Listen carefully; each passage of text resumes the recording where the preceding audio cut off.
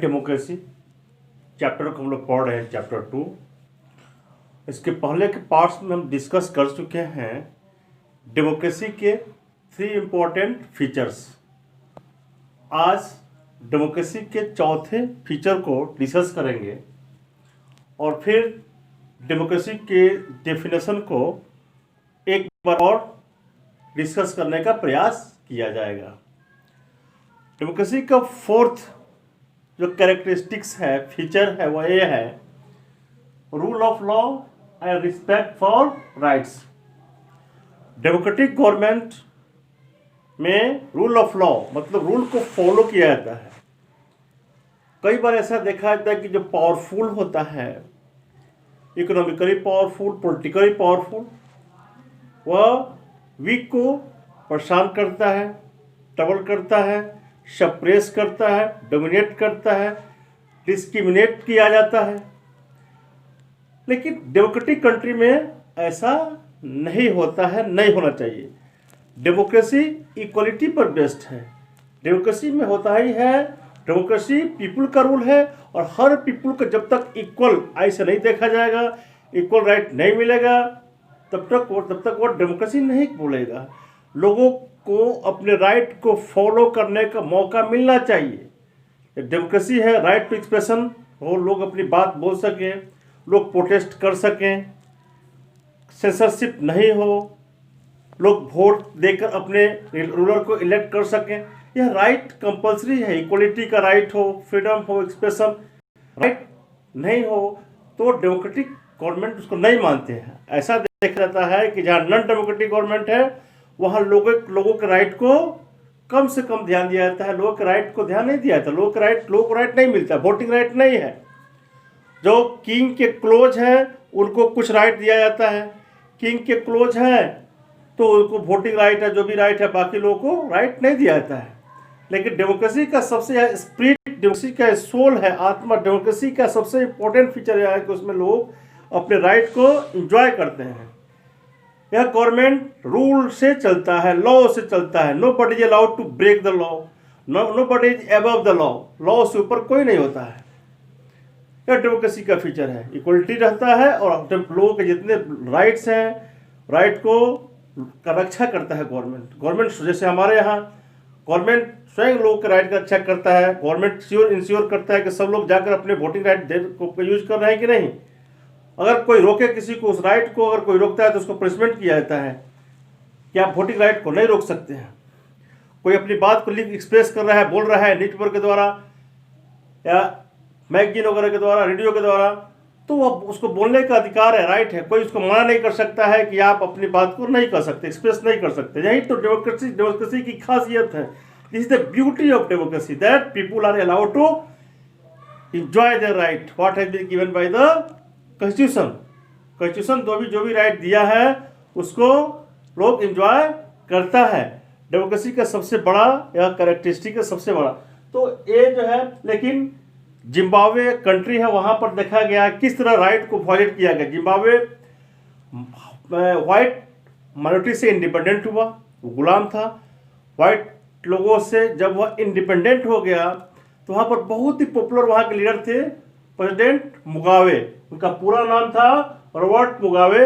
वहाँ का प्रेसिडेंट बने, सब कुछ ठीक था, पॉपुलर लीडर थे, देश के लड़े थे, ऑनेस्ट थे। लेकिन प्रेसिडेंट बनने के बाद उनका इच्छा था कि to president for long time, life time तक हम प्रेसिडेंट रहें, कोई हमको नहीं हटाए। इसलिए डेमोक्रेटिक जो स्पिरिट था, नॉर्म था, उसको ब्रेक करने का प्रयास किए। प्रेसिडेंट को अधिक पावर दे दिया। अपने पोस्ट को, प्रेसिडेंट का जो पोस्ट था, संविधान में चेंज करके अधिक पावर दे दिए।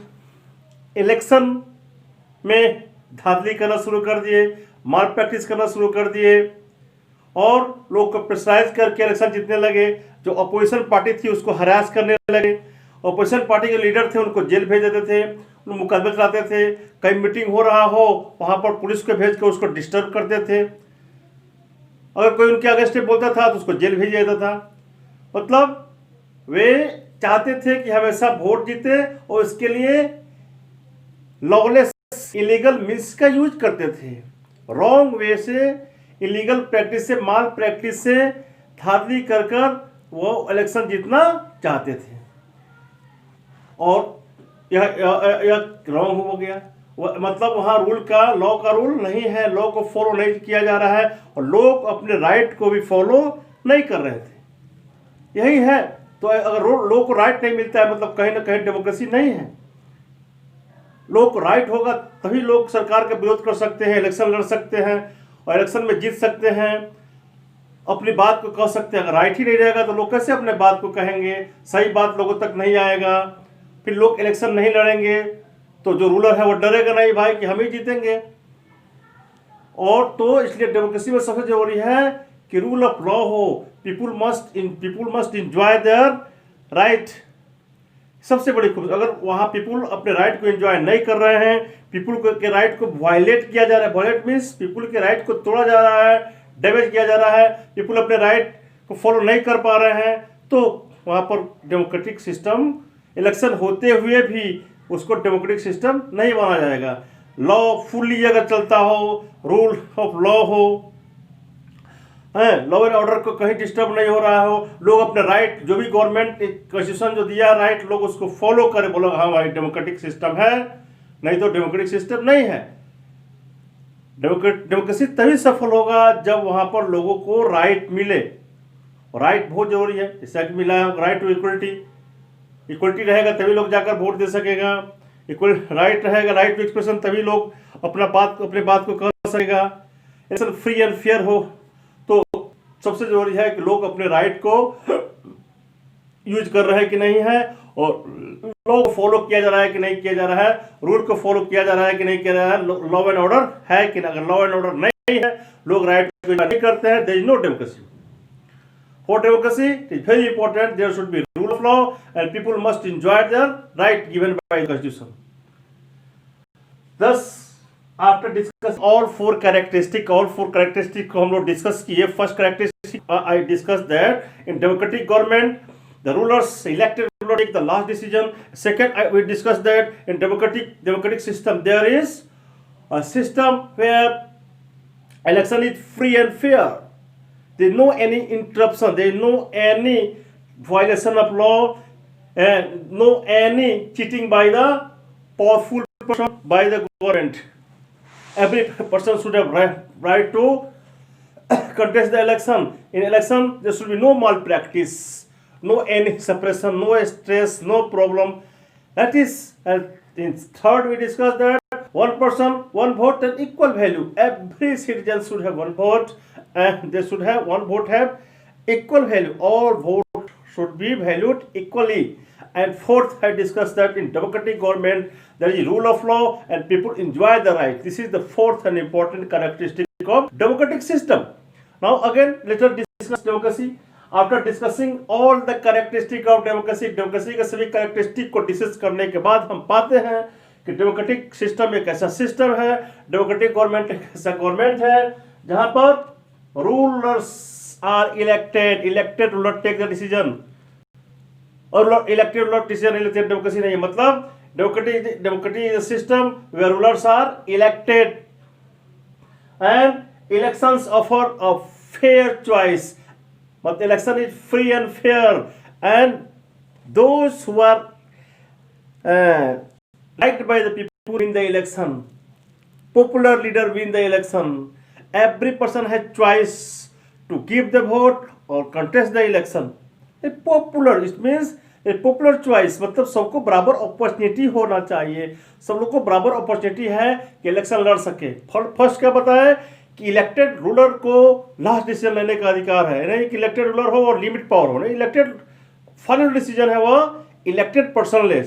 सबसे पावरफुल कौन होना चाहिए? इलेक्टेड लोग के चुना हुआ आदमी ही सबसे पावरफुल। फर्स्ट और second we discuss that in democratic government every person has fair choice, every person has opportunity, people can elect the leader of their choice.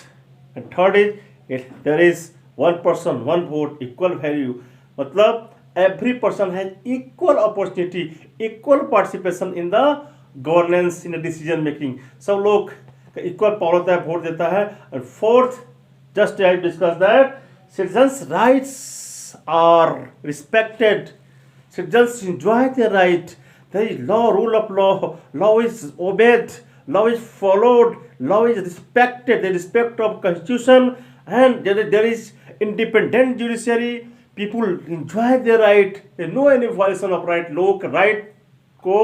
लोग राइट अपने फॉलो करें, लोगों का राइट है, उस पर कोई आघात नहीं पहुंचे। यही डेमोक्रेसी का प्रॉपर डेफिनेशन, 4 डेफिनेशन। अब कंप्लीट डेफिनेशन हम कहाँ मिले? डेमोक्रेसी एक ऐसा गवर्नमेंट है जहाँ पे इलेक्टेड रूलर डिसीजन लेता है, फ्री एंड फेयर इलेक्शन होता है, और every person has equal opportunity and the rule of law and people enjoy their right. Further, in the next part, we shall discuss the next topic. Read it, enjoy it. Thank you very much.